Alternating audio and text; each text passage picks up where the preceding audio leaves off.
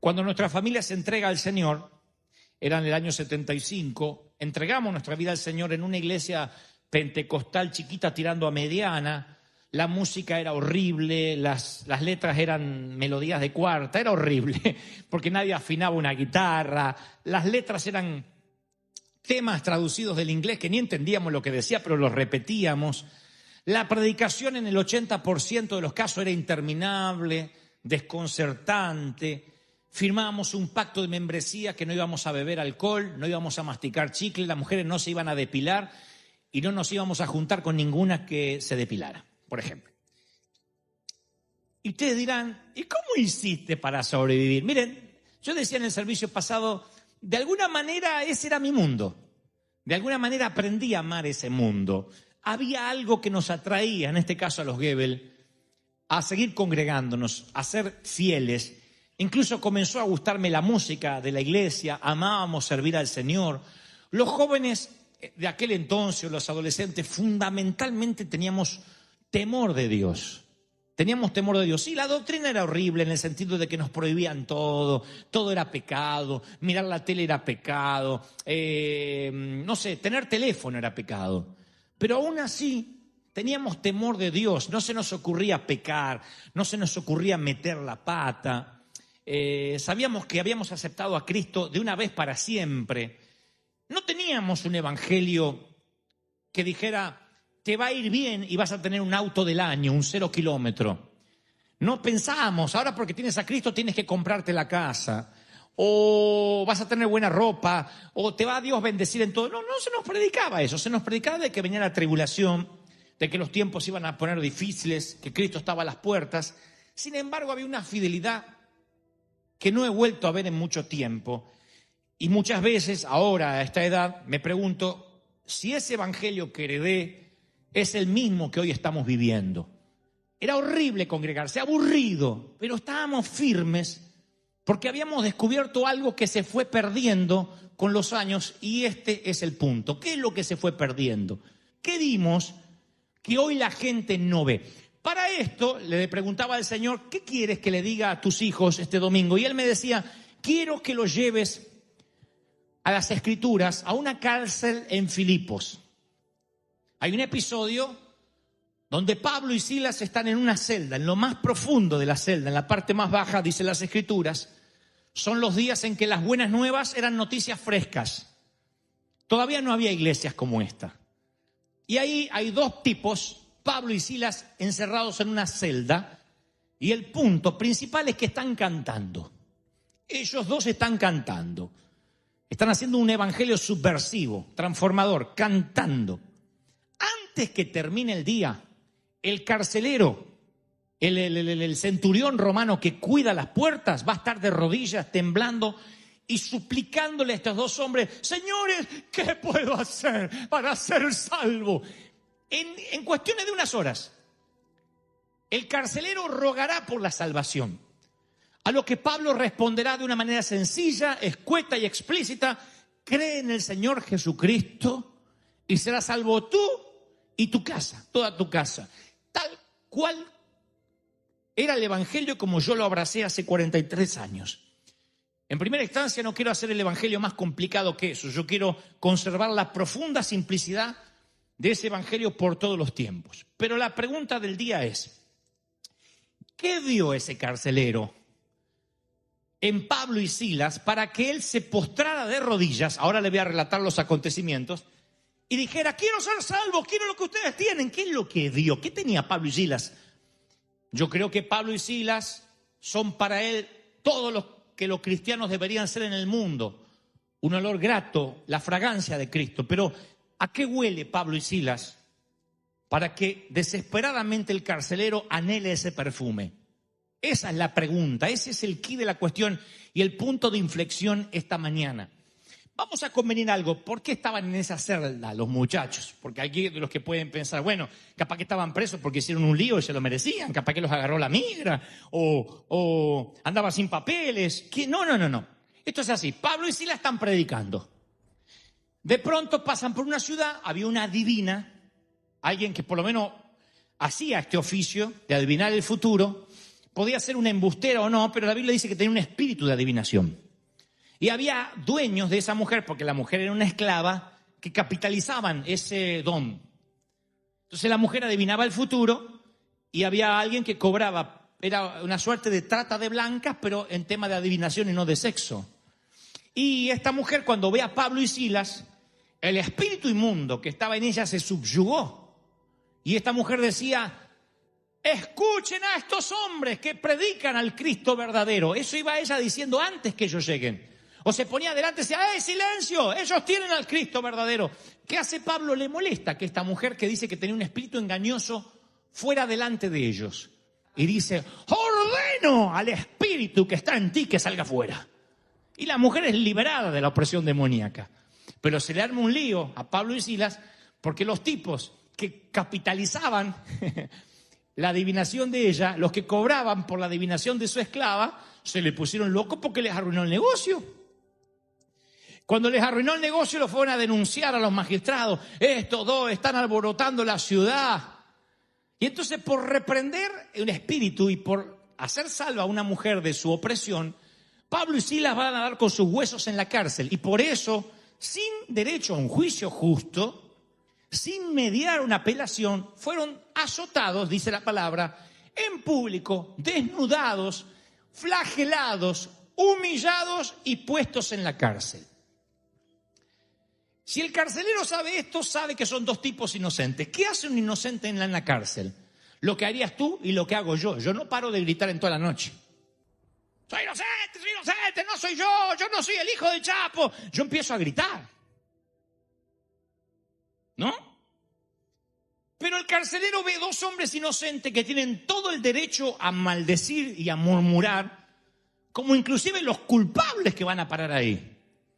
Y estos no están ni maldiciendo ni murmurando, estos están alegres. Dice: a eso de la medianoche, presten atención porque es muy importante, Pablo y Silas se pusieron a orar y a cantarle a Dios, y los otros presos los escuchaban.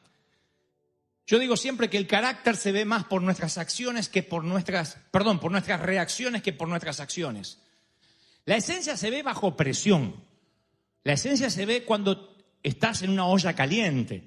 Un saquito de té, una bolsita de té, larga su mejor sabor o su peor sabor cuando está en agua caliente. Si no, solamente es un aroma, pero el sabor lo larga cuando está en agua caliente. Y el agua caliente son esas situaciones adversas que a veces nos tocan, que nos hacen pensar que Dios no es bueno si es que vivimos un evangelio raquítico. Miren, Dios nos sana de cáncer y decimos: Dios es bueno.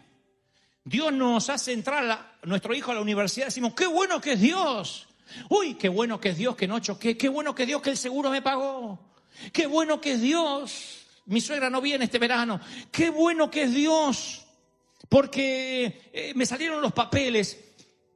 Pero si no te salen los papeles, si no entra tu hijo a esa universidad, si no consigues empleo, yo tengo una pregunta. No digo que estés feliz o estés triste. La pregunta es: ¿Dios sigue siendo bueno en los días de recesión o en los días de provisión? ¿Dios es el mismo Dios de las vacas flacas que el de las vacas gordas? ¿Es para ti el mismo Dios? Porque esto depende lo que luego creerá el carcelero, de cómo nosotros veamos a Dios. Romanos 8:28 dice: y todas las cosas a los que le aman les ayudan para bien. No algunas cosas, todas las cosas. O sea, dice, hay sucesos aislados que pueden ser malos, pero el resultado final es bueno. Pablo dice: esta leve tribulación momentánea produce un excelente peso de gloria. Esta tribulación momentánea de Pablo está hablando de los 80, 90 años de vida. Está diciendo: alguno de ustedes va a estar a lo mejor viviendo de prestado 80 años, pero tranquilos, que es un parpadear comparado con la eternidad. Ninguno dice amén porque dice: yo no quiero que me toque eso, pero quiero que entiendan el punto. Si no, estaríamos diciendo que el que está confinado a pastillas para el colesterol, el que todas las noches tiene que tomar una pastilla o inyectarse insulina o subirse a una silla de ruedas desde la cama, estaría condenado a que no tiene el evangelio verdadero. Y Pablo dice: algo maravilloso que a veces se nos pasa por alto. Yo he aprendido a contentarme cualquiera. Ahora sí digan fuerte, cualquiera. Sea mi situación, cualquiera. Y dice Pablo, sé vivir humildemente, sé tener abundancia, en todos estoy enseñado. Pablo dice, el contentamiento es una habilidad aprendida, practicada a propósito como alguien que desarrolla la actividad de tocar el piano. El contentamiento no es el resultado de las circunstancias, es el resultado de un estilo de vida intencionado. Yo voy a estar contento, me va bien o me va mal. Entonces, una iglesia sólida, ¿cuál es? Aquella cuyo pastor les dice, vamos a orar para que tu estatus legal se arregle. Pero si se arregla o no se arregla, recuerda, Dios sigue estando en el trono y tú vas a ser fiel porque Él te compró con vida eterna. ¿Sí? Vamos a orar para que Dios te sane.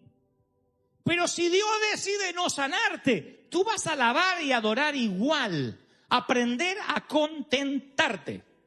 Ahí es cuando algunos decimos, bueno, entonces que Dios me explique. Si Él me explica por qué estoy sufriendo, entonces yo lo voy a entender.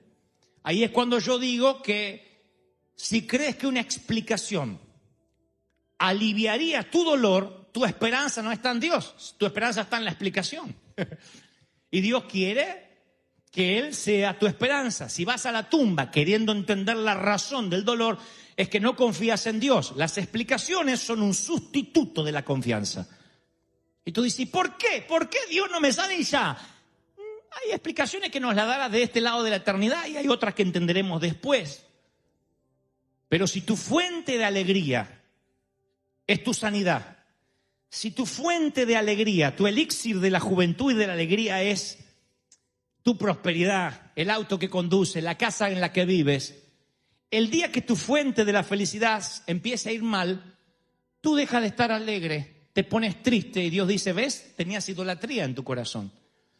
Tú dependías de lo que tenías, del auto que conducías, de la casa que vivías, de la ropa que vestías. Si la base de tu felicidad es tu vocación, tus relaciones, tu dinero, entonces sufrir te quita la fuente de alegría. Pero si tu fundamento es Cristo, te vaya como te vaya, si tu fundamento es el Señor, oigan esto, tú estás en una celda como Pablo y Silas y cantas. Si tu fundamento es real, tú te congregas como hace 43 años en una iglesia donde llueve más adentro que afuera, sin baño, embarrado hasta los ojos, y sin embargo cantas con una alegría que jamás he vuelto a ver en nuestra congregación.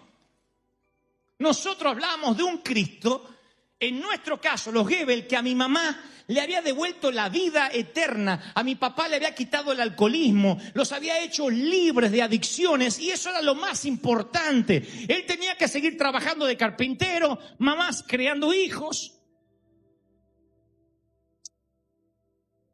Cuando Cristo llegó a nuestras vidas, seguimos nosotros esperando una vez al año que papá cobrara un extra salario llamado aguinaldo para que comprara duraznos en almíbar. Teníamos ya a Cristo y compartíamos un durazno entre 4 personas. Teníamos a Cristo y había que salir a bombear agua para bañarse una vez cada semana. Teníamos a Cristo y cuando llovía se inundaba todo el barrio. Y decíamos, ¿cómo vamos a ir a la iglesia? Y en bote, hijo. No estaba en debate si se iba o no se iba. Porque nuestra alegría no estaba fundamentada en lo que teníamos, lo que comíamos o lo que conducíamos. Nuestra alegría era, Cristo nos salvó la vida, no íbamos al infierno y ahora cuando nos muramos nos vamos al cielo. Lo que pasaba del cielo para acá era extra, era tips, era la propina. Lo importante es que estábamos alegres, cantábamos en la celda y los prisioneros y el carcelero fueron testigos de 2 tipos así. El carcelero ve a 2 personas inocentes, flageladas, golpeadas, que están alabando a un Dios que todo dice que los abandonó. Él ve a 2 tipos alabando a un Dios que no tienen motivo para cantar porque no hay razón terrenal que lo justifique. los golpearon, los desnudaron, los humillaron, están en el fondo de la celda y cantan. ¿A qué le cantan si están peor que antes? Y eso es lo que lo asombra. Eso es lo que asombra al inconverso. Al inconverso no le asombra el evangelio bulímico de prospera para que tu vecino vea que en tu prosperidad tienes a Dios. Porque a lo mejor el vecino te ve que te compraste un auto y dice, qué sé yo, será narco. Cara tiene. Pinta de narco tiene. Un día te mudas de casa y dice que los vecinos vean, que los inconversos vean que prosperamos. Y no, dirás, se ganó la lotería.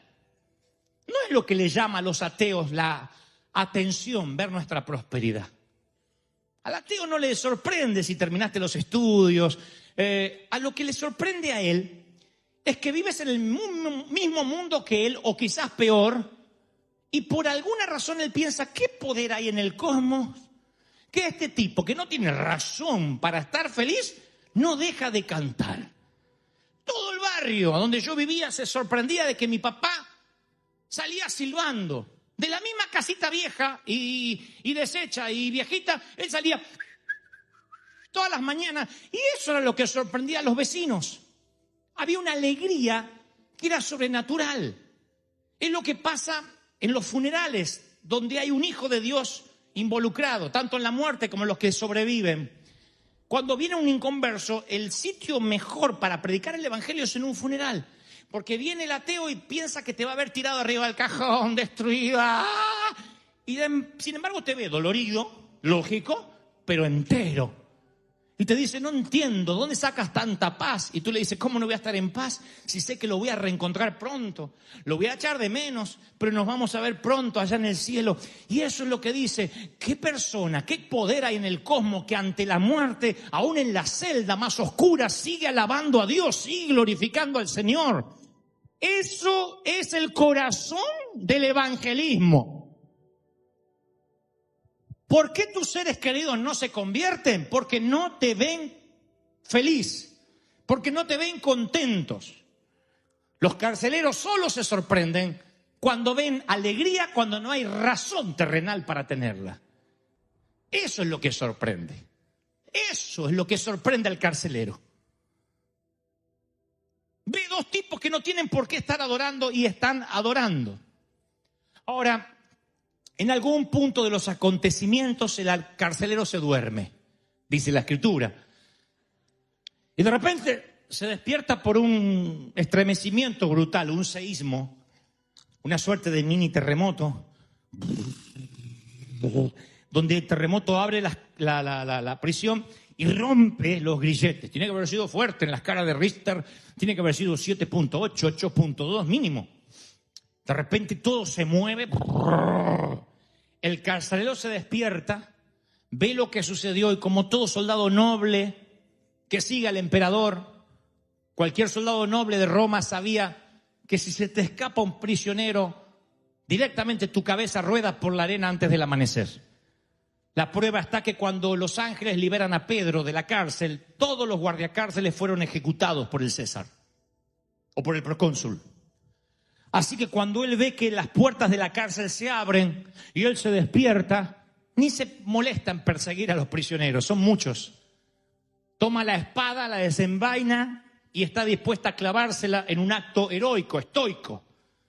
Y ahí Pablo grita, no te hagas daño. Todos estamos aquí. Todos. No dijo Pablo y Silas, los únicos dos bobos cristianos que nos quedamos, los demás rajaron todos. Todos estamos aquí. El carcelero pidió luz, pidió que alguien encienda una vela.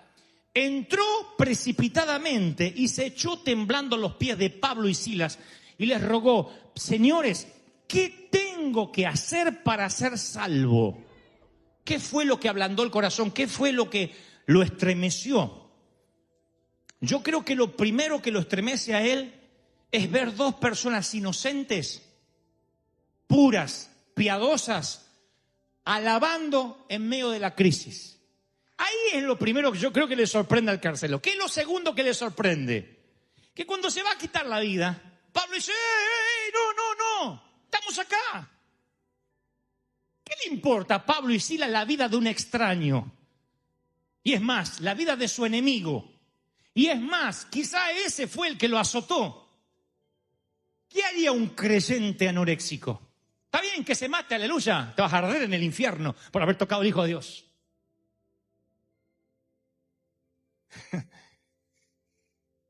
Si hay tantos creyentes que quieren ver arder a otros creyentes, imagínense el morbo que tendrán por ver arder a un centurión. Lo que le sorprende al centurión es una piedad, no solo que alaban a Dios en la oscuridad y en el fondo de la celda, sino cómo puede ser que estos tipos se preocupen por mí, que soy un simple soldado. Yo no le preocupo ni al procónsul, ni al Pilato, ni a César, que van a pedir mi cabeza de inmediato apenas diga que se escaparon los presos.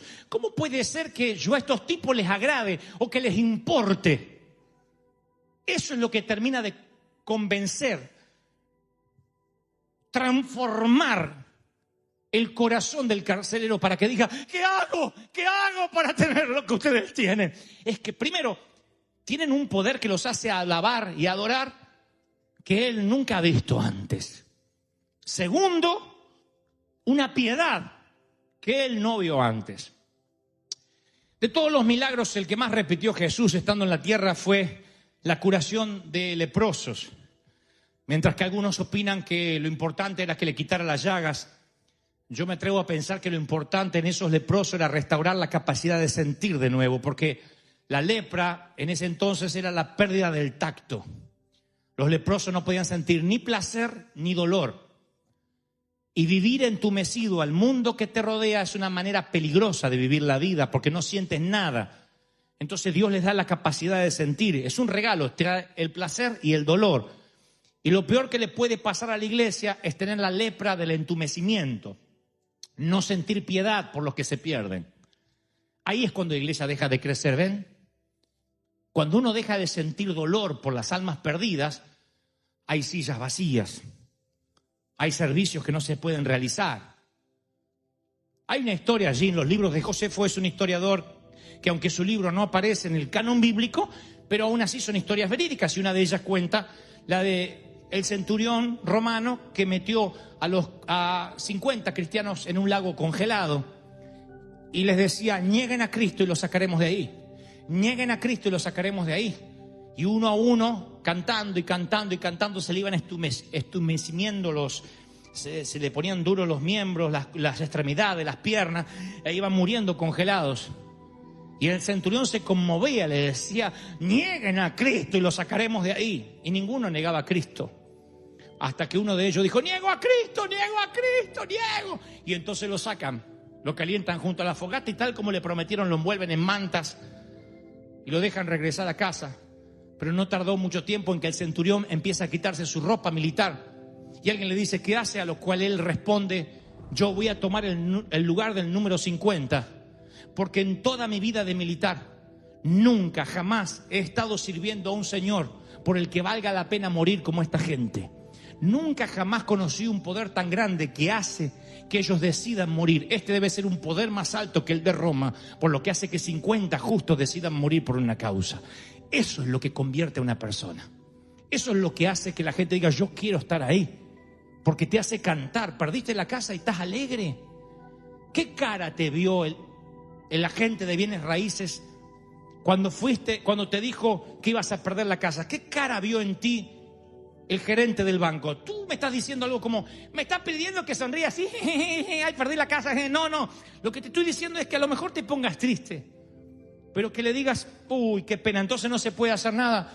Y bueno, Dios sabrá, Dios está al control, Dios sigue siendo bueno. Mi felicidad no depende del crédito denegado, el crédito aceptado, de la universidad a la que vaya o no. Mi felicidad, mi contentamiento es un estilo de vida intencionado. Yo soy feliz porque Él sigue siendo el Rey. Alguien tiene que decir, yo creo en ese Dios. Ahora, ya casi termino, pero vamos a seguir con la historia. Le dice Pablo, estamos todos aquí, todos. Otra pregunta que me llama la atención. La primera fue, ¿qué vio el carcelero, no? ¿Quién le predicó para que quisiera ser salvo? La segunda cosa que me llama la atención, y los otros presos, que son delincuentes, tal vez hay narcotraficantes, hay abusadores, tratantes de blancas, ¿por qué no se mandaron a mudar? Se abrió la cárcel, se rompieron las cadenas, ¿y por qué Pablo y Silas dicen estamos todos aquí? Si los otros presos no son discípulos, ¿por qué no huyen? ¿Cómo que se quedan todos paralizados? ¿Qué vieron ellos? En primer lugar, el guardia ve a hombres duros que en contra de sus instintos más arraigados no se mueven de allí porque escucharon a dos hombres cantar toda la noche. En segundo lugar, yo creo que cuando uno de los presos quiso escaparse, Pablo dijo, estamos todos acá. Él dijo, bueno, estamos todos acá. Y se quedó. Hubo un respeto entre los demás delincuentes que estaban allí. Porque, mi querido, si quieres respeto de los que no conocen al Señor, adora en medio de la tormenta, alaba en medio de la tribulación, y eso te dará respeto. Yo bendigo a las mujeres que tienen un piloto de tormenta en su casa. Bendigo a los hombres que tienen una mujer piloto de tormenta. Bendigo a los que tienen una iglesia cuyo pastor es un piloto de tormenta. Bendigo a aquellos que tienen un líder que permanece siempre tranquilo, sereno, y te dice todo va a estar bien. Eso hace que la gente te respete más. Diga, no sé cómo se la va a arreglar, pero vamos a salir. El inconverso dice, yo quería escaparme, pero ante Pablo y Silas que dice que todos estamos aquí. Lo más probable es que hubo una reunión de adoración aquella noche y que todo el mundo quiso ser salvo, porque un Dios así tú lo quieres tener para ti, para tu familia, para tus hijos, para tus nietos. ¡Aleluya! Ese es el secreto del evangelismo. ¿Cuántos dicen, yo creo en ese Dios? ¡Aleluya! Hace muchos años atrás, alguien me inició una demanda laboral. Obviamente yo era patrón, jefe, lo que sea. Y esa demanda laboral era injusta. Y entonces a raíz de eso yo conocí un abogado y nos hicimos muy amigos. Hablábamos mucho, este abogado me hacía terapia a veces. Y recuerdo que cierta vez yo me levanté una mañana frustrado, porque me habían hecho una demanda injusta. No era que yo sabía que le había pagado mal, era injusto. Ya lo conté muchas veces, alguien que nunca trabajó para mí, sin embargo me hizo una demanda de que lo contraté verbalmente en un café y nunca le pagué. Mentira totalmente. Un hispano promedio de los que aquí ya, gracias a Dios, no hay. Y una vez me levanto frustrado y le digo a mi amigo, el abogado, le digo, doctor, cualquiera te puede hacer una demanda. Tan injusta la vida, cualquiera. Y me dice, sí, es un derecho cívico. Cualquiera te puede demandar. El tema es si tiene un caso o no tiene un caso. No todo el que demanda tiene un caso. ¿Cómo uno tiene un caso? Bueno, necesita primero conocer la ley a fondo. A lo mejor me demandas por mi cara y resulta que no hay una ley que dice que los feos no podemos circular. Si no conoces la ley, habrás perdido dinero, ¿ves? Tienes que conocer la ley. Segundo lugar, tienes que tener pruebas. Tú puedes decir, yo fui a tal iglesia, me caí, o fui a tal tienda, me resbalé. Creo que estoy dando demasiadas ideas. Tú puedes demandar. Pero el juez te va a decir, ¿tiene pruebas? ¿Tiene cámaras de seguridad? No, pero me duele acá. Pero se pudo haber caído de la cama. O sea, no siempre tu sensación es lo que sirve para prueba. Las sensaciones no son un caso. Tienes que tener testigos. De allí que yo dije, wow. Entonces, para presentar un caso delante de Dios, uno tiene que tener ciertas pautas. Claro, la primera vez que escuché presentar un caso ante el Señor me sonó a casi manipulador. Me sonó a teología de la corte, ¿no? Porque yo digo, ¿qué es presentar un caso? Y ahí descubrí que por muchos años, oramos y no recibimos bendición porque no sabemos presentar un caso. No tenemos prueba, no sabemos jurisdicción, no tenemos estructura legal, bíblica, y por eso nos perdemos bendiciones. Entonces yo quiero enseñarte a presentar caso ante Dios, de modo que Dios te responda y te bendiga. Lo aprendí a los golpes. Cosa que tú no vas a tener que hacer si me prestas atención. Yo la aprendí por las malas hace muchos años hasta que entendí cómo presentarme delante del Señor. Entonces un día supe lo que era presentar un caso. Yo voy a hacerte una pequeña lista, un pequeño repaso de las oraciones tontas que yo he hecho durante gran parte de mi vida. No quiero decir que tú las hayas hecho para no insultar vuestra inteligencia, pero voy a hablar de mí. Primero, me levantaba a la mañana, gracias a Dios ya hace muchos años, y decía, Señor, a ver si se sienten identificados con esta. Señor, acompáñame en este día. Y el día que yo no oraba, acompáñame en este día, bendíceme en este día, y la cafetera se me rompía, un chinito se me cruzaba en la autopista y chocaba, yo decía, ¡ay! Porque no oré, porque salí sin oración. Como que Dios necesita que yo le diga que me acompañe, si no, no lo hace. Como que Dios se levanta a la mañana y le dice, Gabriel, ¿ya oró Dante para que lo acompañe? No, hoy me tocó día libre.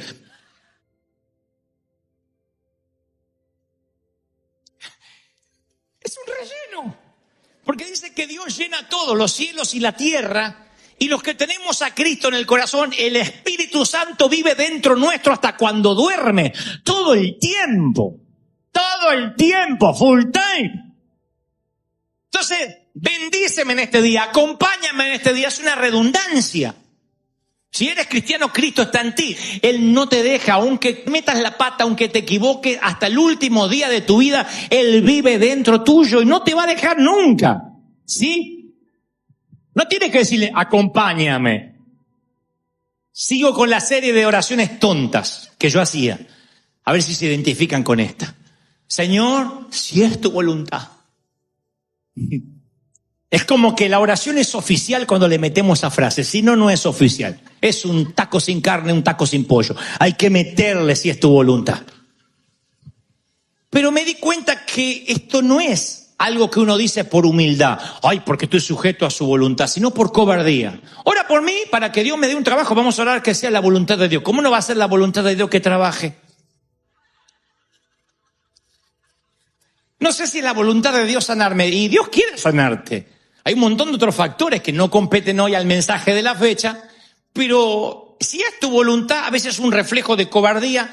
O en realidad estamos diciendo, no estoy esperando que lo hagas. Y si no lo haces, no me voy a decepcionar porque tú haces lo que quieres. Eso no es la manera de orar. Yo le metí a todo que sea tu voluntad, si es tu voluntad. Que no es lo mismo que sea tu voluntad en la tierra, así como en el cielo, como el Señor enseñó a orar. El decir, vamos a orar que Dios te bendiga, pero si es la voluntad de Dios, es decir, si no te bendice, yo no tengo la culpa. Y era una frase absurda, de relleno. Entonces, ¿me creerías si yo te dijera que aunque tengas años de cristiano, hay una manera nueva para nosotros, porque es tan antigua como la Biblia, pero una manera distinta que va a ayudarte a que tu vida de oración cambie radicalmente y produzcas milagros donde las redes se te rompan, donde haya canastas llenas que sobren? ¿Estás dispuesto a creer algo nuevo esta tarde, sí o no? No, ¿sí o no? Moisés, un día Dios le dice, voy a matar a todos los israelitas, porque mientras que tú estabas en el monte conmigo, estos sinvergüenzas se hicieron un becerro de oro. ¿Qué hace Moisés? Que sea tu voluntad, mátalos, Señor. Pero Moisés no ora así. Él presenta un caso. Él le dice, no, Señor, porque ¿qué dirán en los pueblos? De que nos sacaste de Egipto para hacernos morir. ¿Cómo va a quedar tu nombre, tu reputación? ¿Qué dirán de este Jehová? Además, tú prometiste y presenta casos. Y Dios dice, ok, le presenta un caso, comprueba, no es una sensación. Se para ante Dios y dice, esto es lo que tú deberías hacer, Señor, porque mira, tú lo prometiste, reclama una promesa del Señor. No van a ver nunca un apóstol del Señor parándose ante un enfermo y diciendo, vamos a orar si es la voluntad. Si la lepra te sigue, capaz que era la voluntad que te quedes leproso. Ellos sanaban, daban orden y esperaban milagros. Elías ora y el resultado de su oración son 3 años donde no llueve, 3 años y medio donde hay sequía por su oración. Y él dijo, hasta que yo no vuelva a orar, acá no llueve. Ahora voy a las Escrituras y estas oraciones no son las anormales. No es que esta gente era la excepción y estos tipos eran X-Men, gente privilegiada. La palabra dice que eran hombres con pasiones iguales a las nuestras. Y lastimosamente la iglesia tomó como que estos milagros fueron excepcionales. Esta manera de orar era única. La nuestra es la normal. Y no, esto debió ser lo normal. En algún momento nos detuvimos y pensamos que esto quedaba entre las páginas de la Biblia y no era para nosotros. Esa es la tragedia de nuestros días. Haber pensado que estas oraciones que estaban destinadas a ser comunes pasaran a ser extraordinarias. Bueno, pero era Elías. Y ponemos al Dios de los grandes milagros en un estante alto, inalcanzable. Decimos, no, yo no voy a hacer esa oración. Por eso voy al ministro que hace una cruzada de milagros, porque a él sí lo escucha. Y nos olvidamos que esta gente era igual a nosotros. Como lo sé, présteme atención. Le digo a mi abogado amigo hace muchos años, le digo, ¿cualquiera puede hacer una demanda? Y me dice, sí, porque es un derecho civil. En la Biblia ocurre lo mismo, es un derecho espiritual. Cualquiera puede presentar un caso ante el Señor. Estás pensando algo como, bueno, explícate cuando dices cualquiera, porque yo a veces tengo errores, a veces tengo pecado, a veces siento que me falta la fe. Dije cualquiera, todos. Santiago nos abre los ojos con esto. Santiago 5:17 dice, Elías era un hombre con debilidades igual que las tuyas y las mías. Cuando habla de debilidades igual que las tuyas y las mías, no está hablando de que, por ahí oraba poco. Está hablando de que a lo mejor era chismoso, que acá no hay. A lo mejor era ladrón en algunas cosas, a lo mejor trampeaba en otras, a lo mejor se le iban los ojos cuando pasaba una mujer que no era la suya, no sé. Pero tenía debilidades igual a las nuestras. No dice debilidades como algún monje que estaba por ahí, como las nuestras. ¿Qué me está diciendo esto? Que si quieres tener el poder de Elías, no tienes que desearlo. Tienes que creerlo que el mismo Dios al que tenía acceso Elías, tienes acceso tú. Elías tenía acceso a un Dios que si oraba no llovía. Tú tienes acceso al mismo Dios que si oras no llueve. Josué tenía acceso a un Dios que oraba y paraba el sol. Tú tienes acceso al mismo Dios que ora y para el sol. Alguien tiene que creerlo. ¡Aleluya! ¿Cuál era la diferencia? La diferencia es que Elías, Moisés, Josué oraban a la altura de a quien le estaban orando. Nosotros no hacemos oraciones dignas del Dios al cual estamos orando. Señor, Señor, Jesús, que no haya tanto tránsito. ¿De verdad crees que Cristo murió en la cruz solo para eso? Acompáñame en este día. ¿De verdad eso? La mayoría estamos llamados a orar para mucho más que eso. Que te acompañe no hace falta, ni lo ores más. Él vive contigo y no te dejará hasta que no haya hecho contigo lo que dijo que iba a hacer, que es llevarte a su presencia a estar con Él. Él está contigo. Entonces, primero, tienes la misma debilidad que Elías y que yo y que cualquiera. Eso no te discrimina o no te excluye de ir a presentar un caso. Segundo, tú tienes que saber que cuando vas a presentar un caso, tus sueños tienen que estar reconciliados con los de Dios. Quiero dejar esto claro porque Juan dice, esta es la confianza al acercarnos a Dios, que si pedimos conforme su voluntad, Él nos oye. Si sabemos que Dios oye todas nuestras oraciones, podemos estar seguros que ya tenemos lo que hemos pedido. Noten el verbo, noten el tiempo verbal. Si pides en la voluntad de Dios, si te alineas tu agenda con la agenda de Dios, date seguro que antes que digas amén, ya tienes lo que pediste. No que yo oré y ahora voy a ver qué pasa. No, ya lo tienes. Pero el secreto es, alinea tu corazón con el de Dios. ¿Qué significa? Que cuando tú pides prosperidad, Dios conoce tu corazón. Dios sabe si lo que quieres es vivir solamente mejor o quieres tener dinero para invertir, para sembrar y para bendecir. Si alineas tu corazón con el de Dios, no te va a faltar nada, vas a tener para dar. Dice la palabra, no pedirás prestado, prestarás a las naciones. Pero para eso Dios tiene que ver tu corazón, tus motivaciones. Si tu motivación es correcta, va a fluir dinero siempre en tus manos. Siempre. Dios te va a bendecir. Si tu motivación es incorrecta, estás trabajando para tu propia agenda. Porque este mensaje mal interpretado es que la gente sale de acá y dice, quiero que me aparezcan milagrosamente 8 millones de dólares en la cuenta. Y lo creo y lo presento delante de Dios. No. Dios no es un genio de la lámpara. Eso es una fantasía. Quiero que la chica que me gusta, yo no haga nada para conquistarla. Ni invierta en un café que sale caro. Que caiga a los pies y diga, hazme tuya. No va a pasar. Eso es fantasía. Gastate en el café y en una cena, ratón. Si no, no va a pasar.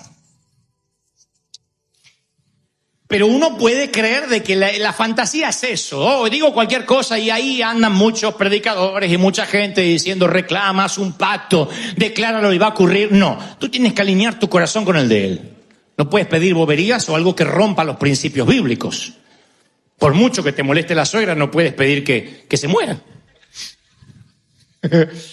Tercero, la jurisprudencia, el precedente legal. Esto parece aburrido, pero te lo voy a decir en 2 o 3 líneas. La jurisprudencia, en el lenguaje jurídico, es un conjunto de pronunciamientos que dictan personas que tienen la facultad de interpretar las normas jurídicas, o sea, los jueces.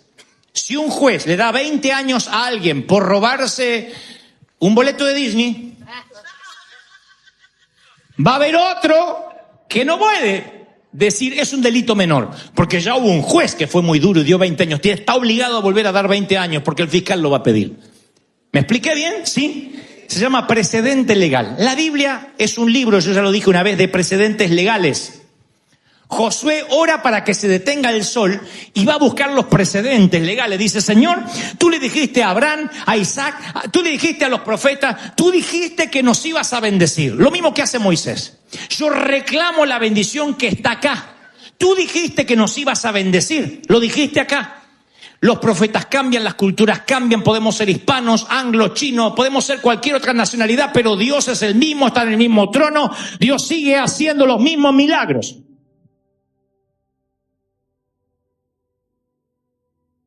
Ustedes leen el Salmo 68 y la mitad del Salmo David habla de las cosas pasadas, las victorias pasadas, lo que Dios hizo en Israel, y después termina diciendo, Señor, haz gala del mismo poder que no ha cambiado. O sea, demuestra que tú sigues siendo el mismo. Eso es presentar un caso. Por ejemplo, estás queriendo atravesar una decisión importante. De pronto el Señor te dice que te muevas de tu lugar, que tomes una decisión de dejar el empleo, de dejar tu país, de mudarte de casa. Tienes pánico. En vez de decir, Señor, que sea tu voluntad, un día a la vez, tú le dices, Señor, estuve leyendo aquí en la jurisprudencia que una vez le dijiste a Abraham, sal de tu tierra y tu parentela. Y él obedeció, aunque no sabía dónde iba, cómo iba a ir, ni cuánto tiempo duraría la travesía. De modo que tú lo bendeciste porque él obedeció. ¿Me podrías bendecir al igual que Abraham? Porque si tú lo bendeciste a él, me tienes que bendecir a mí. Abraham era un profeta, yo soy un hispano, pero tú sigues siendo el mismo Dios que conecta los puntos. Tú sigues estando en el trono. Supongamos que eres una dama o son una pareja que no pueden tener hijos. En vez de decir, Señor, que tengamos hijos, ayúdanos esta noche. En vez de hacer eso, que a lo mejor necesita ayuda el pobre, pero digo, en vez de solo hacer eso, tú tendrías que presentar un caso. Tú tendrías que decir, Señor, mira, leí en las Escrituras que había una mujer llamada Ana que no podía tener hijos y que ella estaba tan triste y un día entró al templo y le dijo, si yo puedo quedar embarazada, yo te prometo que este hijo, como nace, te lo consagro a ti. Así. Va a ser tuyo, va a ser un siervo tuyo, me voy a encargar de instruirlo en tu camino. Se lo consagró antes de tenerlo y ella dio a luz un profeta. Así que si eso pasó con Ana, yo también tengo un vientre, tengo quien me haga el favor, tengo un marido. Así que me lo das y lo consagro para ti. Reclama la jurisprudencia. O estás corto de dinero, no tienes dinero. Entonces tienes 2 caminos. Ay, Señor, ayúdame, si es tu voluntad, mándame a alguien con un pollo loco. ¿Puedes hacer eso? O puedes decir, Señor, yo leí aquí en los antecedentes legales que un día tomaste el lunch de un niño y lo transformaste en un alimento para 5.000 gentes, sin contar las mujeres y los niños. ¿Podría ese mismo Cristo multiplicador multiplicar mis finanzas hasta que yo salgo de esto? ¡Aleluya! Eso es dejar de picotear a ver si encuentra la voluntad de Dios. Eso es ir y presentar un caso. Y no hay un solo problema que puedas tener que no tenga un antecedente en las Escrituras. Enfermedad, la que quieras, todas. No hay enfermedad que no esté en las Escrituras, similar, igual, peor. Es una enfermedad. Y dice, por su llaga hemos sido curados. Eso incluye todas. Problemas de desalojo, de pobreza. Todas las soluciones están aquí, todas. Con gente como tú, como yo, con los mismos problemas, con acceso al mismo Dios. ¿De verdad vas a seguir diciendo, acompáñame este día? Cuando podrías vivir una vida de alto voltaje, una vida explosiva, una vida donde es inquietante no saber qué va a pasar, lleno de milagros. Eso es fascinante. Por último, no cometas el error de este ex torpe, porque ya no lo soy para orar al menos, de ir reclamando la justicia que crees que mereces. Cuando te presentes ante ese juez, ante ese Dios, tú no querrás pedir lo que mereces. Porque muchas veces yo le dije, Señor, yo estoy sirviéndote, mira los años que yo estoy, Señor, te he servido, yo soy una persona buena. Uno tiene esa creencia que Dios te mide, te puntualiza por tu desempeño. Señor, yo he sido bueno, siempre me congregué, he sido ujier, canté en el coro, y vamos a reclamar nuestros derechos. Y eso es lo peor que puedes hacer, porque creemos que merecemos ser bendecidos, que merecemos ser felices. Y en realidad, cuando presentamos nuestro caso delante de Dios, no puede estar basado en nuestro crédito. Lo único que puede estar basado en nuestro caso es en el crédito que nos asignó Cristo en la cruz, en la gracia de Dios. Yo cometí el error de decir, Señor, mírame a mí, me merezco esto. Yo me acuerdo en la secundaria, en el high school, cursaba el segundo año en un colegio alemán, Werner von Siemens. Todos los profesores eran alemanes, mezcla de nazis con profesores. Pero había uno que no era alemán, el profesor de ciencias sociales. Y este profesor nos explicaba todo 3, 4, 5 veces. Todo el mundo nos daba tarea, pero este profesor sí la daba, pero decía, les doy tarea para que la hagan y aprendan, no para que yo la ande controlando. Jamás controlaba la tarea. Eran semestres, no se calificaba por trimestre, sino cada 6 meses. Al primer semestre me llega la calificación y yo, a pesar de que era bueno en la clase, me saqué una C, que no era la C de campeón, era la C de cabezón. Y fui a hablar, le digo, profesor, me parece que usted cometió un error. Ah, sí, ¿qué pasó? Me puso una C. ¿Por qué? Me dice, no sé, déjame ver, hay tantos alumnos, se pone a mirar la libreta de calificaciones, abre el cuaderno de calificaciones. Ni en mis peores pesadillas hubiese imaginado que se calificaba la tarea.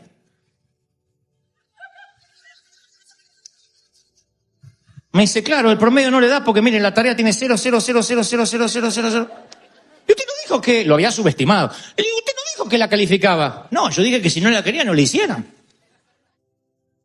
Pero se califica. Y digo, no se puede arreglar. Le dice, sí, vamos a arreglar, porque por ahí cometí un error. Tiene razón, Gebel, le pido disculpas. Usted tiene que tener una F.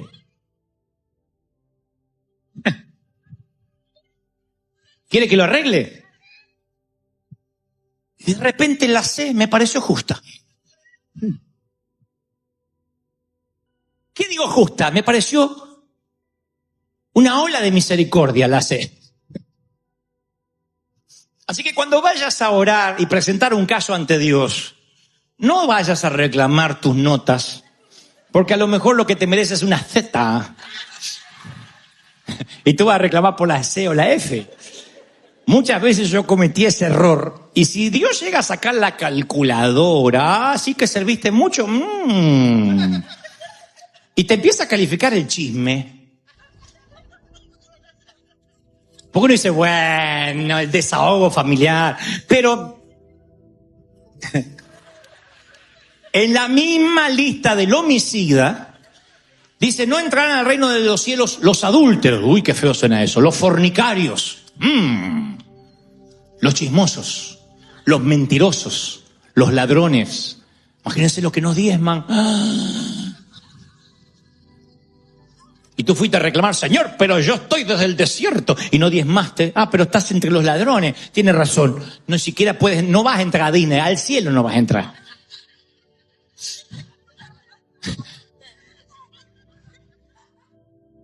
¿Se entendió la metáfora? No vayas a reclamar tus derechos, porque las oraciones genuinas de fe están basadas en la gracia. Esto de presentar un caso, está bien que diga, presente un caso, reclame la jurisprudencia, pero recuerda, la gracia de Dios contesta las oraciones, no porque te lo mereces, porque hayas hecho las cosas bien. Y digo esto porque traemos también de años que uno le puede comprar poder a Dios, está en el subconsciente. Che, yo no doy más, si sigo soltero no sé qué me va a pasar, me voy a poner a ayunar hasta que Dios me mande a alguien. Piensa que por 40 días de ayuno Dios te da una rubia, y no es así. A una morena, no es así. No es que cuando más ora Dios te tiene que dar algo, porque si no sería injusto.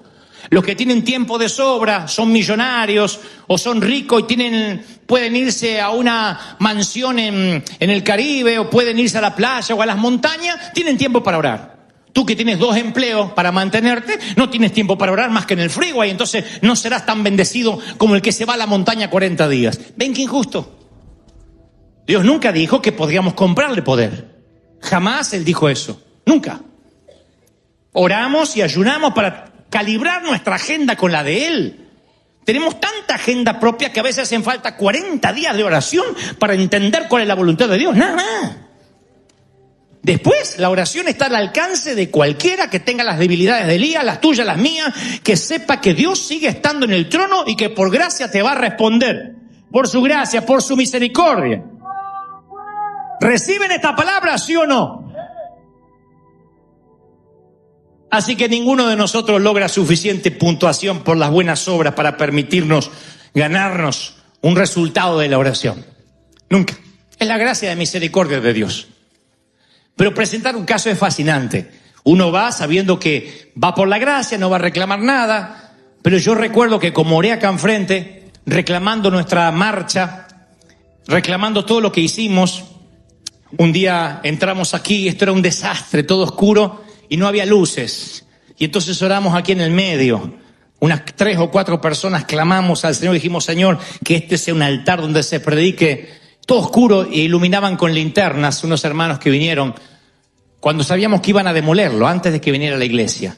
Como eso, hay cientos y cientos de testimonios donde yo he reclamado las cosas que están en la Biblia. A lo mejor porque no tengo toda esa letra teológica, veo las cosas como un niño.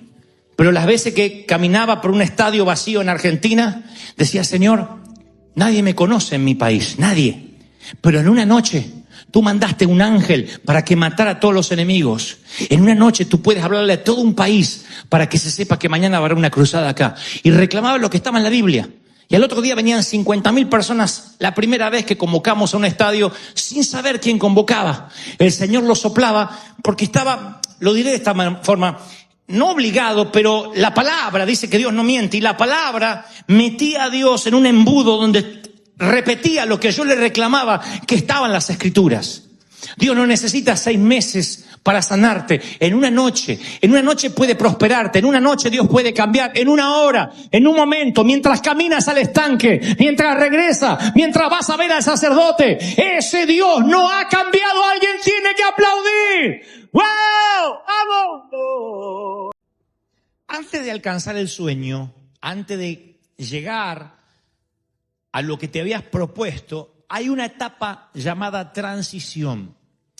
Es una etapa que todos en algún momento tenemos que pasar, atravesar. Podemos salir victoriosos o no. El pueblo de Israel tuvo una transición de 40 años por el desierto y nunca llegó a la tierra prometida porque no pudo rendir bien el examen. Entonces, atención a lo que te voy a decir ahora. La transición es obligatoria en todo. Toda la vida es una completa transición. En esas transiciones es complejo quién tenemos alrededor, quiénes son nuestro entorno, porque si nuestro entorno es negativo, nos puede pasar como al pueblo de Israel, que la transición del desierto, que pudo haber durado, según los geógrafos, 3 meses en llegar desde Egipto a la tierra prometida, se transformó en una travesía de 40 años, a causa de que 10 espías dieron un informe negativo y la multitud creyó a esos 10 negativos. Eso hizo que la transición durara hasta que toda esa generación muriera en el desierto. Miren qué grave es quién te rodea, quién es tu entorno. El rey David, antes de ser rey, fue ungido a los 17 años, pero no llega a la corona hasta los 30. 13 años de transición. En esos 13 años David siente muchas tentaciones de tirar todo por la borda, como muchos de ustedes que dicen, esta transición no se termina más. Dios te prometió que vas a tener un estatus legal diferente al que tienes. Pero mientras, ¿cómo estás? En transición, esperando. Dios te prometió que esa enfermedad se va a ir. Y dice, Señor, yo tomo la sanidad en el nombre del Señor. Pero mientras tanto, ¿cómo estás? ¿Enfermo? No, porque si lo confiesas no sales de la enfermedad. ¿Estás sano? Tampoco, porque sientes la molestia. Entonces, ¿cómo estás? En transición. Si en la transición entre la enfermedad y la sanidad que Cristo te dio en la cruz del Calvario, oyes palabras negativas, en vez de estar en el medio, lo más probable es que te vuelvan a empujar hacia la enfermedad. ¿Soy claro lo que trato de decir? Hay personas que te pueden empujar hacia la sanidad. Sí, estás en transición, ya falta poco. Mirá, estás hasta mejor. Dios te está bendiciendo, lo creemos, no vamos a aflojar hasta declarar victoria. Te empuja hasta la sanidad. Pero viene otro y te dice, yo no veo cambios, Hasta más flaca te veo, más demacrada, no sé. Te empuja hacia la enfermedad. En otro momento que ya estás sano, no estás en transición, esas palabras no tienen peso. Pero las palabras de tu entorno cobran poder cuando estás en medio de algo. David está en la transición, se siente mal, como muchos esta mañana, y aparece un villano en la escena. Es un villano que la Biblia olvidará pronto, a pesar que lo menciona en solo un par de versículos. Se llama Nabal, que significa tonto, torpe o necio. A mí no me preocupa Nabal, porque estos patanes aparecen en la vida cada tanto. A mí lo que me preocupa es que David está en un momento de transición. Y cuando uno está en un momento de transición y se encuentra con uno de estos patanes, puedes tener un día de furia que arruine tu transición. El patán va a seguir siendo patán. Pero a veces uno de estos que se nos cruza en el momento menos apropiado, a la hora más inoportuna, hace que tengamos un día de furia, explotemos y arruinemos nuestra transición. Eso es determinante saberlo para la vida, mis queridos, no se lo olviden. La vida siempre nos va a rodear o hacer encontrar de tanto en tanto con alguno de estos canallas. Ahora, dejemos a la bestia del zoológico con dinero ahí, volvamos a nuestro David. David está en su transición, insisto, fue ungido y todavía no es rey, está oculto, vive en las cuevas, en los bosques, es el Robin Hood del desierto del este. Nadie se mete en el bosque de David, nadie se mete en las cuevas de David porque patrullaba los cultivos, defiende los viñedos de la gente pobre o de la gente que no es tan pobre, pero trabaja conscientemente en su viñedo y está mal que venga alguien y de repente se robe todo. Así que David patrulla, es una suerte de policía, de escuadrón de emergencia que nadie apostó oficialmente allí, pero que eso hace David. Él protege a los magnates, protege a los pobres, protege a los granjeros desde la clandestinidad. Así que en un momento David, cuando es tiempo de cosecha, él solía pedir a los magnates o a los granjeros que le compartieran algo a sus soldados. Era una paga correcta y honesta por protección todo el año. Él no la exige. Los mismos muchachos de David van, dice, venimos de parte de David y por supuesto nos ha defendido tanto, llévense algo de la viña, llévense algo de higos, lleven pan, lleven vino. Así se mantuvo David durante 13 años de transición. La misma gente lo protegía, la misma gente lo cuidaba. Así que llega el tiempo de la cosecha, de asar el cordero, de hornear el pan, de servir el vino. Y David se entera de que Nabal, este muchacho de mal genio, está haciendo una gran fiesta. Así que dice, qué bueno si vamos y le decimos que nos dé algo que le sobre para mi ejército, algo que tenga a la mano. Los mismos muchachos de David dicen, día y noche protegemos a Nabal y cuidamos sus rebaños de los filisteos, de quien sea, de los jebuseos. Así que le dice, me enteré que está haciendo una fiesta, vamos a buscar algo de comida. Y Nabal, el tipo de mala conducta, de mal genio, que no se puede hablar con él, el insolente, responde a la altura de lo que es. Dice, ¿y quién es este David para que yo le dé mi pan y mi vino? ¿Por qué voy a compartir con él lo que tengo, con este que no sé ni de dónde viene y que seguramente es un esclavo que escapó de su amo? Nabal sabe quién es David. Nabal sabe que si sus ganados no fueron robados, si sus corderos no fueron presas de los cuatreros, si sus campos, sus cultivos no fueron aplastados por los enemigos, es porque David patrulla el bosque y las cuevas y las montañas. Pero ahora lo desconoce. En mi país se dice lo ningunea. Ningunea es, ¿qué? ¿Qué dijo? ¿Quién es? No sé, no lo conozco. Es pasarlo por debajo de la línea de la indiferencia. David está en transición. Y acá vuelvo al punto. Si no estás en transición, tu paciencia es mucho más frondosa.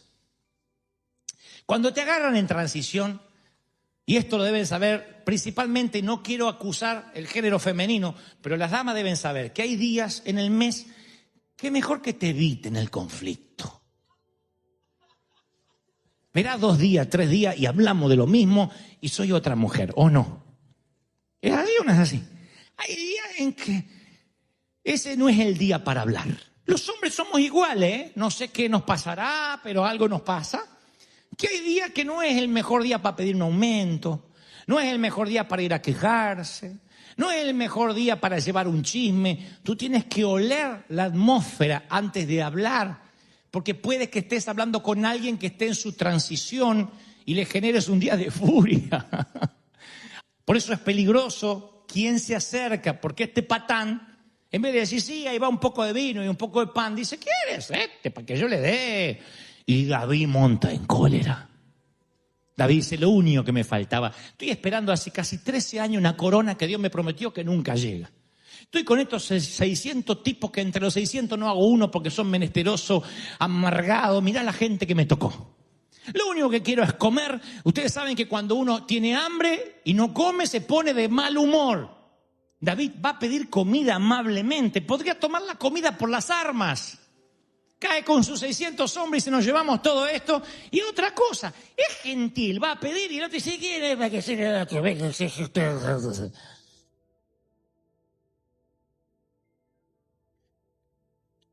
Pero bendito sea Dios, que en las transiciones donde hay alguien pasando una etapa de cambio como tú y un patán que se te puede cruzar en el camino, siempre aparece un tercer personaje en la historia. En este caso es una dama, se llama Abigail. No se olviden de este nombre porque David no la podrá olvidar nunca jamás. Abigail es la esposa del patán. Es bellísima, dice la palabra. Y cada vez que la Biblia dice es linda es porque es linda, ¿eh? Ella es la calma, es la rubia hermosa en el medio del campamento de reclutas. La mujer aparece en escena porque escucha lo que está ocurriendo en la casa de su esposo, ve cómo actúa y no va a defender a la bestia. Ella va a pedir misericordia y las palabras de Abigail son como el sol derritiendo el hielo. Da un discurso magnífico porque tiene de este lado, la mujer tiene de este lado a su esposo que es una bestia totalmente sin instrucción, ni académica, ni siquiera con horas de vuelo, mal educado, que le está negando un poco de comida a David y sus 600 hombres que le cuidaron su viña y su ganado toda la vida. David es un hombre mesurado, un estratega, un estadista. Pero ahora no. Ahora es un muchacho que todavía no es rey, está en transición y esta palabra va para aquellos que están experimentando cambios. No te sientes soltero, pero todavía no estás casado. No sientes que eres pobre, pero tampoco eres rico. No sientes que eres súper espiritual, tampoco carnal, estás ahí, poco entre la carnicería y la espiritualidad. Esta palabra va para los que están en transición, tienes un día de furia. Entonces, ¿qué hace Abigail? Sin que sepa la bestia del marido, toma, dice la palabra que le dice a los criados, tomen 2 cueros de vino, 200 panes, 5 ovejas guisadas, 5 medidas de grano tostado, 100 racimos de uva, 200 panes de higo seco. Los cargó todos sobre unos burros y dijo, vamos, vengan conmigo y vamos a encontrarnos con David. Y cuando ve a David y su ejército a lo lejos, hace lo que algunas personas todavía tienen que aprender: tirar agua en lugar de gasolina. En la vida es lo que más te va a costar aprender, lo que más nos cuesta aprender. Escuchamos un chisme y nuestra naturaleza carnal y natural es querer saber más detalles y agrandar el chisme. La naturaleza espiritual es aplacar. Si no suma, ¿para qué? Si no está presente la persona de la cual vamos a hablar, ¿para qué? ¿A quién suma? ¿Para qué edifica? ¿Podría estar Jesús en la misma mesa escuchando lo que tú estás hablando? Si Cristo se avergonzaría, entonces tú también deberías tener vergüenza. Yo bendigo a las personas que pueden estar al lado de alguien que está en transición y no ayudar al caos. De allí que yo tengo una frase que acuñé hace mucho: yo no te obligo que ayudes con el arca. Dice, yo no sé hacer arca. Bueno, pero no colabores con el diluvio. No siempre tienes que ayudar, pero a veces puedes permanecer callado, callada, en cualquier orden de la vida, en tu empresa, en tu matrimonio, en tu pareja, en una sociedad. Hay momentos donde dices, no tengo nada bueno para decir, prefiero quedarme callado y soy dueño de ese silencio antes que ser esclavo de lo que dije, que después no lo puedo desdecir. Abigail tiene toda la excusa para decir, me casé con este bestia, yo tengo que defender a la bestia de mi marido. Pero como ve una incongruencia tan grande en su comportamiento, ve que se avecina un caos, ve que si ella no interviene, David lo va a aplastar a su marido borracho y a todos los patanes que están con él. Ella, sin que sepa el esposo, va a ir hacia donde está David. Y aquí el magnífico discurso de esta mujer. Mire, se lo voy a leer tal cual. Cuando Abigail ve a David, se baja del burro, se postra sobre David y se inclina, se echa a sus pies y le dice, Señor mío, sobre mí sea el pecado. Te ruego que tu sierva hable a tus oídos y me escuches, por favor. Vive Jehová, vive mi alma, que Jehová te ha impedido y te tiene que impedir de derramar sangre. No te vengues con tu mano, David. Porque si fueran tus enemigos como Nabal, la verdad que te rebajarías. No está a tu nivel. Está hablando del marido. No te ensucies las manos, David le está diciendo. Ten presente que a tu sierva ha traído toda esta comida para los tuyos. Yo te ruego que perdones esta ofensa. Que Jehová haga casa estable a ti, te dé una casa estable, por cuanto tú peleas las batallas de Jehová. Le está diciendo la muchacha, no pelees una batalla simplemente porque tus hormonas te juegan una mala pasada. Yo sé que es un patán, yo duermo con él, no me vas a dar cátedra a mí de lo que es este tipo. Yo sé, conozco a él, conozco a su familia, pero tú tienes que tener casa estable, tú no puedes perder la estabilidad, tú tienes que pelear las batallas de Jehová, no las batallas de la carne. Si peleas las batallas de la carne, vas a perder. ¿Están recibiendo esta palabra? Las peleas de la carne siempre terminan en la carne. Y esta mujer dice, no pelees las batallas de la carne, no pelees contra mi marido, pelea las batallas de Jehová.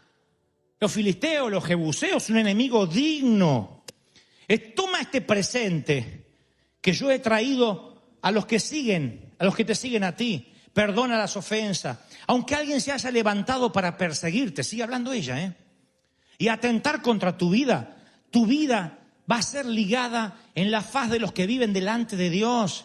Él va a arrojar a tus enemigos delante de ti, como lo hizo con el hueco de una onda. Mirá cómo esta estaba informada. Y una mujer siempre está informada, aunque tenga o no tenga Google.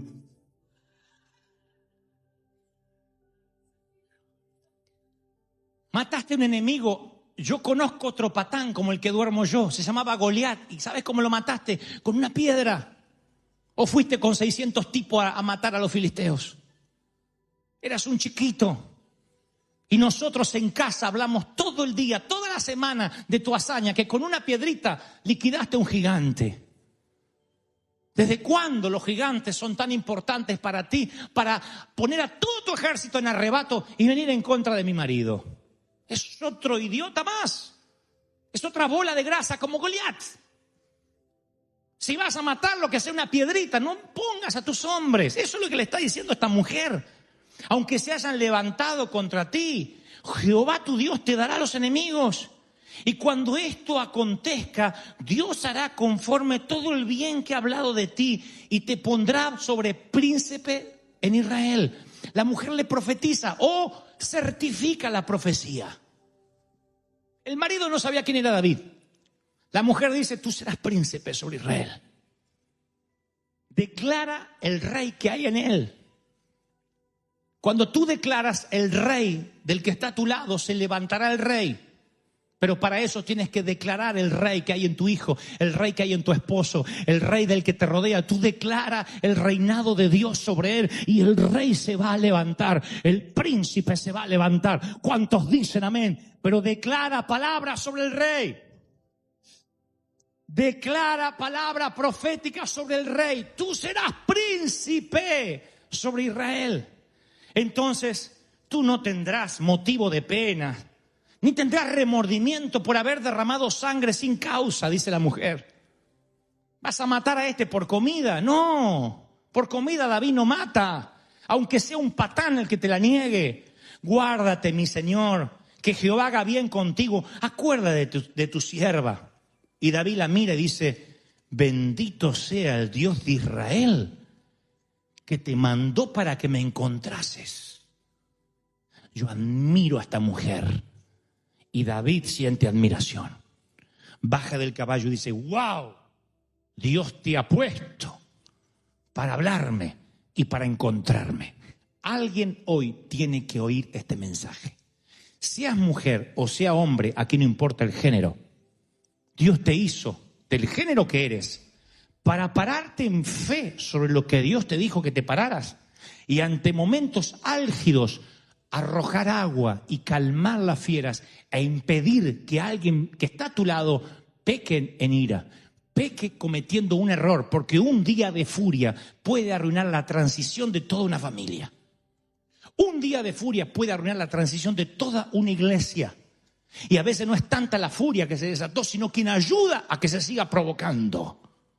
Tú tienes que saber, ¿qué voy a hacer yo en la vida? ¿Un apaciguador o un enardecedor de fuegos? ¿Qué voy a hacer yo en la vida? Alguien que cuando me cuenten un problema lo voy a agrandar, lo voy a cuantificar, o voy a ser aquel que trate de siempre dar gracia, otorgar el beneficio de la duda.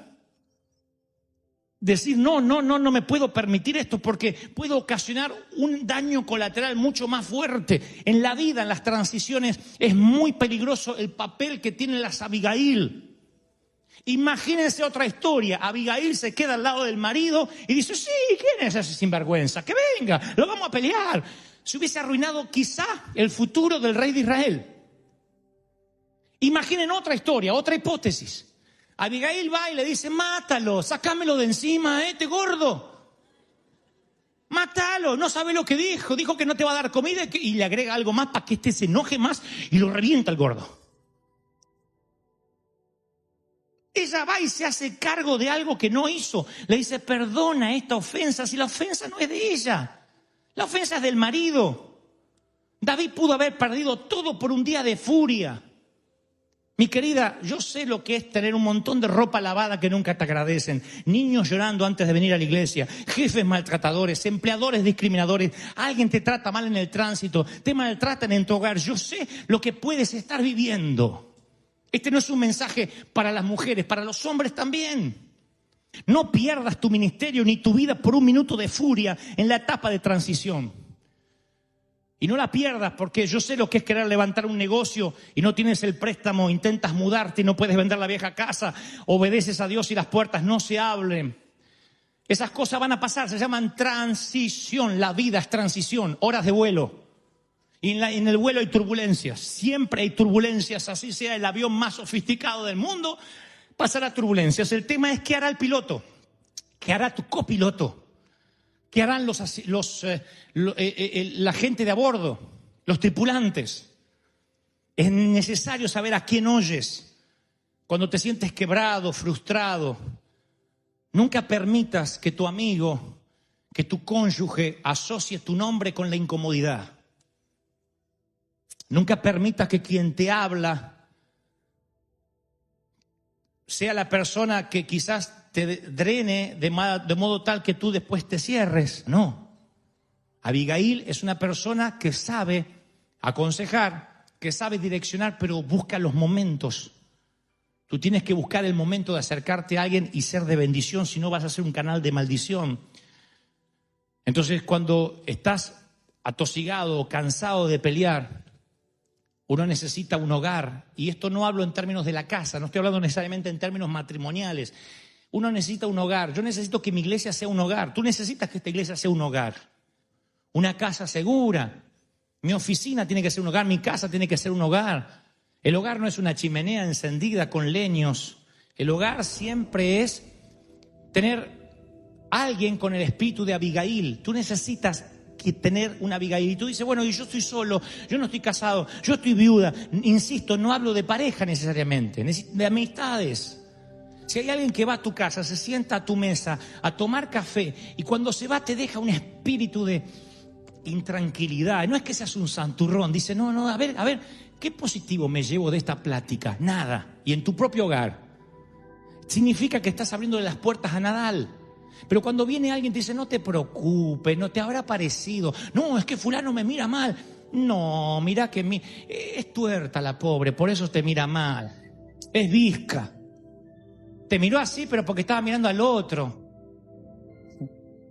No, ¿qué va a ser visca? Fíjate bien, el ojo se le va para el costado. Es maravilloso tener a alguien así. Entonces, ayuda a que te calmes, a que te enfríes. Es lo que ella hace. Enfría a este hombre. Y le da un consejo allí, en el valle. Ella dice, perdona, escucha a tu sierva. Se hace lo humilde y le da como 80 consejos. Léanlo, como toda mujer.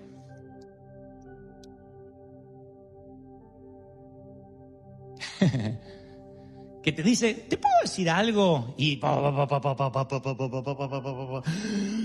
pero ¿por qué cobra en David tanta importancia? Yo sé por qué. Porque estos consejos no se los da en la cima cuando ya es rey, se los da en el valle cuando está en transición. Son los consejos que más valoras, los que jamás vas a olvidar. Y yo quiero estar rodeado de gente que tenga el espíritu de Abigail, que cuide la congregación, que cuide la iglesia, que cuide la unción, que cuide la presencia de Dios, que diga, yo voy a dar consejos a la gente en el valle, no en la cima, en los momentos de transición. Para terminar la historia de un modo más romántico, David nunca se olvidó de Abigail. Cuando Abigail regresa, dice que el marido Nabal estaba borracho, para variar. Desayunaba con caballito de tequila el muchacho. Estaba borracho. Cuando espera que se le pase la borrachera, al día siguiente le cuenta lo que pasó. Le dice, te salvé la vida. Ayer hice esto y esto y esto y esto. Dice, la Biblia lo describe así. No tengo otra información que lo que la Biblia describe. Dice, y Dios hirió a Nabal. Le agarró un derrame cerebral. Dice que quedó tieso. Tan pronto su esposa le cuenta la noticia, quedó tieso. Por 10 días queda cuadripléjico y a los 10 días muere por un infarto masivo. Y Dios hirió a Nabal. Tenía razón Abigail. No era necesario que David fuera con 600 machotes a querer darle vuelta al campamento. Él dijo, deja que Dios pondrá a tus enemigos como puso al gigante Goliat. Y Dios hirió a Nabal. Le agarró un derrame cerebral, un coágulo, no sé qué. 10 días quedó así cuadripléjico y el patán dejó de existir. Y entonces David manda a buscar a Abigail y le propone ser su esposa. Nunca se olvidó de la mujer. Dijo, una mujer así la quiero tener a mi lado. Si con un patán así hizo algo tan buena, yo que soy un galán de Hollywood, que soy David, voy a sacar lo mejor de ella. Nunca más se olvidó de la mujer que en lugar de encender la mecha o el fuego, lo calmó. Y que tenía lo que tenía que tener como mujer para pararse, porque eso, señoras y señores, es una mujer, es un hombre. El hombre no se mide por su testosterona. La mujer no se mide por su feminidad ni por la capacidad de tener hijos. Eso lo puede hacer cualquier hembra y cualquier macho, hasta los animales. El hombre y la mujer se mide por la capacidad de sosegar, de pacificar, de hablar, de traer perfume en medio del caos, de traer una palabra de aliento, de esfuerzo, de levantar, de que cuando vea a los hijos los levante, cuando vea al cónyuge lo levante, cuando vea a la iglesia la levante, cuando veas a tu esposa la levante. Dios dice, yo te he dado la unción de Abigail. ¿Cuántos reciben esta palabra? Si crees que Dios habló, que se escuche ese aplauso al Rey de Reyes.